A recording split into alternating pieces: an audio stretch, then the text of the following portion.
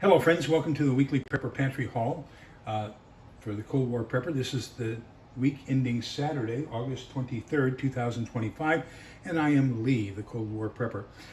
Now, a couple announcements real quick before we get into this. If this is your first time watching us, welcome.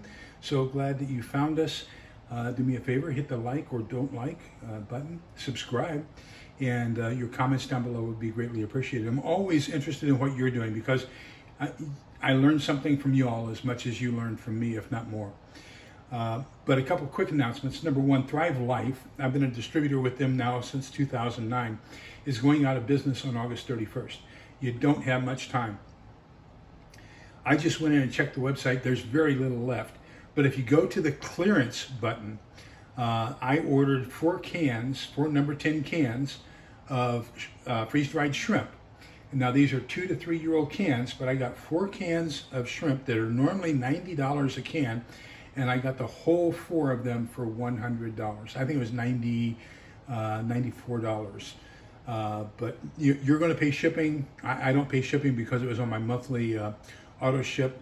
I just said ship my December shipment early, but so I get free shipping. But it'll be about $8 shipping. But for around let's call it $98 to $108.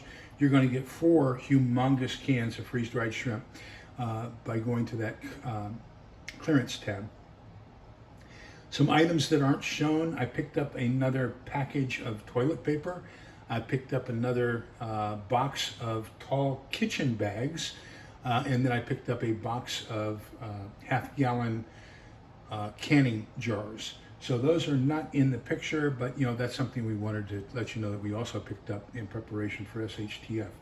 Now, a couple other announcements. We are doing a Monday night book club. So right now we are reading Surviving the Coming War, a guide for survival for citizens, wartime survival for citizens. That is Monday evenings at 8 p.m. Central. We are picking up on chapters, I believe it's 10 and 11. It's basically SERE, S-E-R-E, which in the military means survival, evasion, resistance, and escape. So basically it's applying that to being in a war zone or in an area where there's martial law. So how do you survive that and resist, escape, hide, all that kinds of stuff. Then the last Thursday of each month, we do a fiction book review. And this month we're continuing on with Franklin Horton. We did volume 1 last month, which was Locker 9. This is continuation of that same series. So this is Grace Under Fire. This is the continuation of her getting away from college with all the stuff that her dad has prepped for her and left for her in a locker as she tries to get home from, I think it's Ole Miss. And so she does make it home in this book. So, that's going to be right at the very end of book 2. Now, some of the books that I've gotten in for this period, I did order Michael Morton's book, Balkanized, The Collapse of the American Union. This was strongly recommended by our friend Stephen C. Smith, the author of the Stonemont series of books. I recommend those as well. Then I picked up Thomas Morton's The 7-Story Mountain. So this is basically just a faith story. It's getting into a little bit of mysticism. And then on our Friday morning Bible study, this is the book we're studying.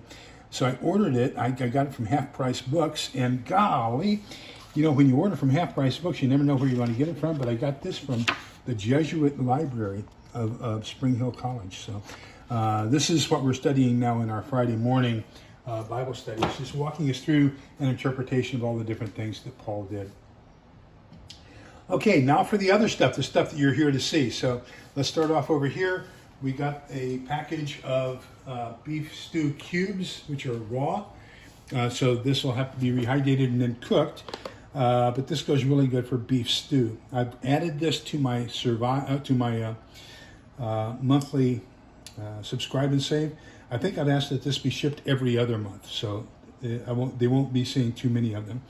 This is dried vegetables and everything for ramen. Just a quick story. I've been doing an awful lot of study about ramen, lo mein, chow mein, and everything else. And boy, I tell you what, for a guy who spent so much time in Asia, I'm finding out stuff all the time.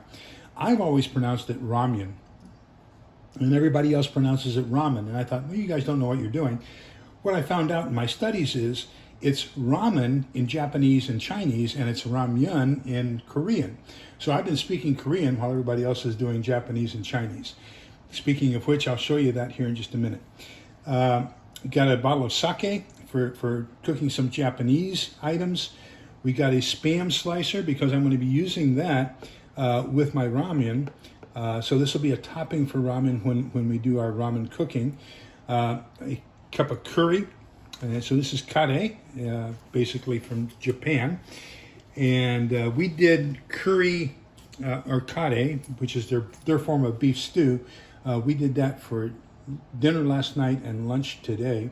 We probably got another 4 meals out of it. Basically, this is a bulgogi flavored Spam, Korean barbecue. Then we got some instant miso soup. We got some more cleaning supplies, some Dawn.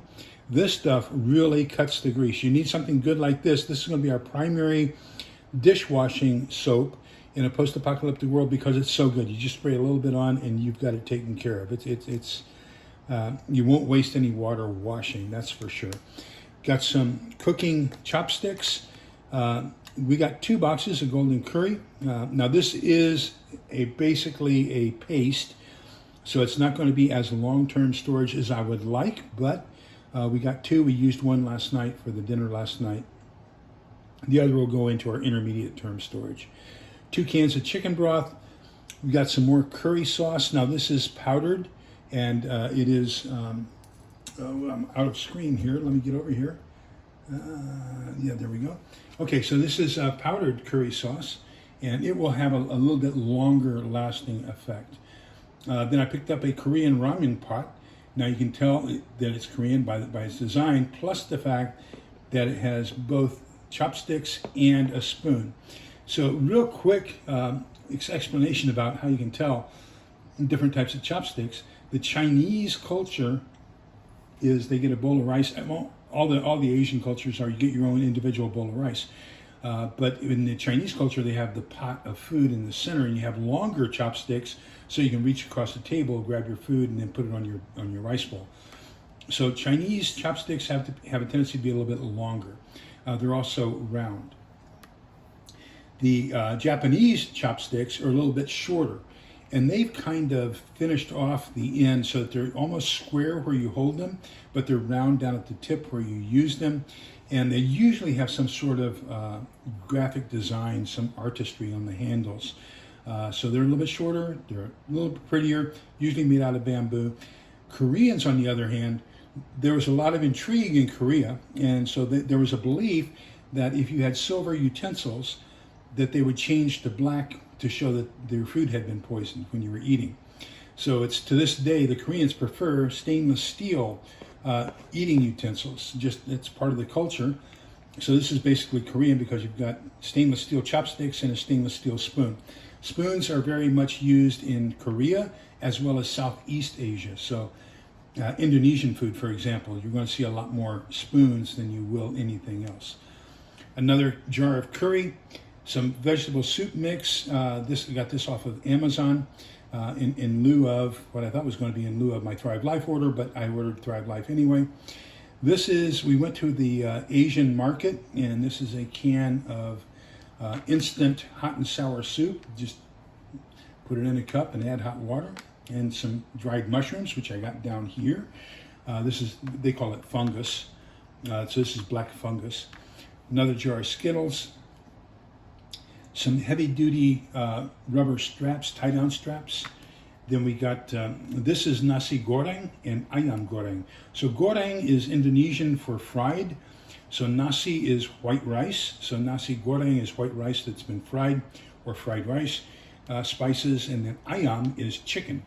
And then I think in the video that, it comes out Sunday. I've put it out for release on Sunday. I tell you that I used to be an Indonesian linguist. That was the very first job I had in the Army, was an Indonesian interpreter translator. And so I show you some satay stuff, and satay is beef. So here we have ayam, which is chicken. So fried chicken, spices, and fried rice spices. Then I picked up a small cutting board from our local grocery store, and this will be fantastic for my bug out bag or whatever if we have to leave. So that's pretty much what we got for this week. Remember that we're all in this together. Please continue to be kind, polite, and respectful to each. Oh, you know what? I forgot. I did get another storage container. This is large enough for a number 10. It's over here. Camera, follow me. It's over here. This is a storage container that's sealable, that's big enough for a number 10 can of our freeze-dried stuff. So that's it. Now we're done. Okay, remember that we're all in this together so we can come out the other side together. Please be kind, polite, and respectful to each other because togetherness is the key. Take care, everybody. Bye-bye.